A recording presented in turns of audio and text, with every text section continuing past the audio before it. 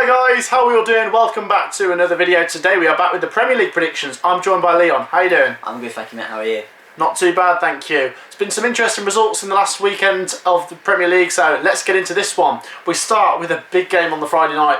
Fulham versus Wolves. Now Wolves aren't actually in good form, so this is a chance for Fulham to get that win. But just having seen Fulham play against Villa, I can see there's quality and desire to stay up, but they just look fragile. It only took one Villa goal for things to collapse, and then it was 3 Villa goals. So I think they're going to make hard work of this, and I'm going to go for Fulham 1, Wolves 1.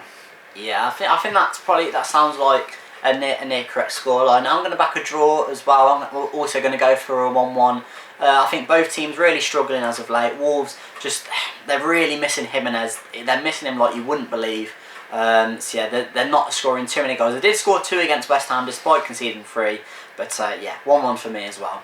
Next up we head to the Etihad, where Manchester City are closing in on the Premier League title, and a big win for them in midweek against Borussia Dortmund. They go up against the Leeds side, which they struggled to beat at Ellen Road. In fact, it finished 0-0 or 1-1. I think it was 1-1.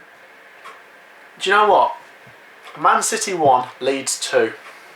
Wow, that is controversial to say the least. I'm only going to back a City win. I just think the way Leeds play, they've not been, you know what, they've not been as free-flowing or, you know, as probably as exciting to watch as they were kind of, you know, more towards the start of the season with like the results against you know, Liverpool, the 4-3 at Anfield. But also, I'll mention the other fixture that was played, the return fixture that was played earlier this season, the 1-1. That's probably the best 1-1 draw I've ever seen in my life. So you know what, I'm gonna back a City win. I'm gonna go City 4, Leeds 1.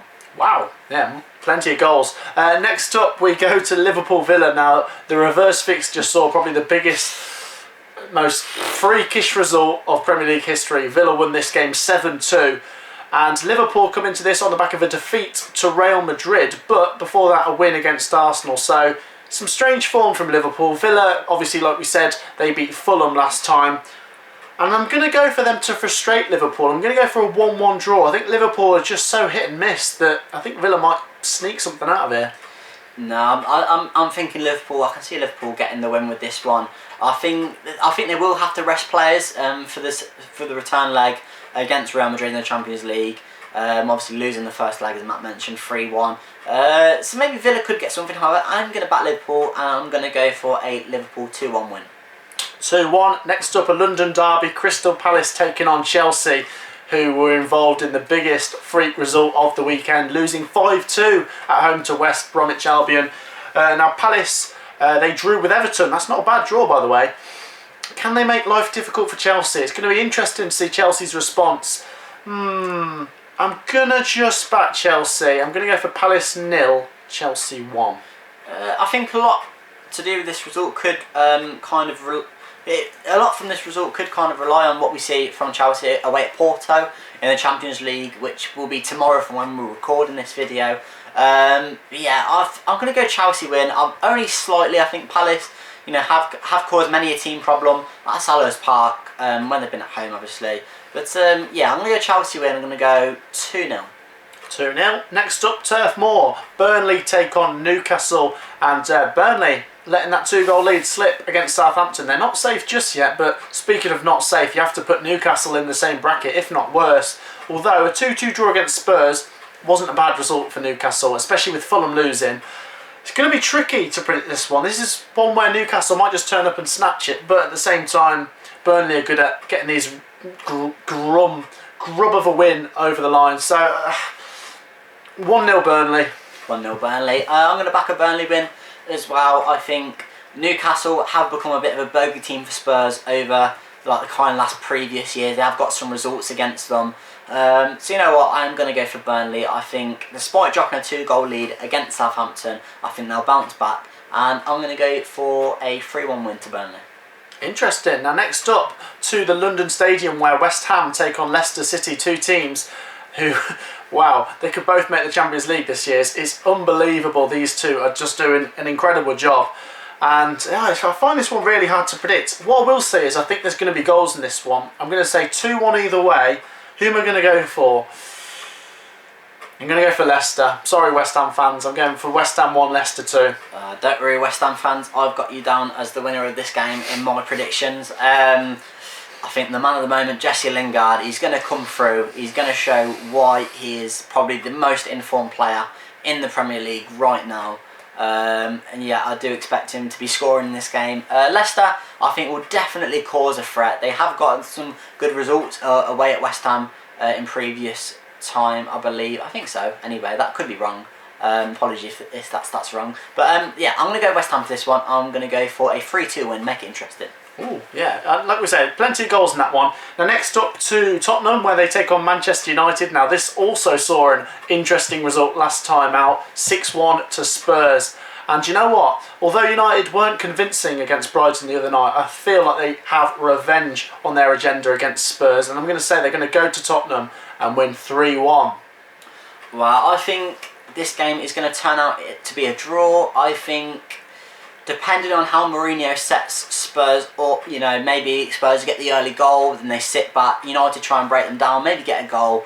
Obviously, who can forget the return the fixture, this same fixture last year, when in the first half, Bergwijn scored that the first half goal where he dribbled past Maguire and De Gea should have saved it, leading to a Roy Keane fuming at half-time in the Sky Sports studio. So I'm going to go for another 1-1 draw. I think Spurs score early, sit back on their lead, and then United will get one in the second half. Same again.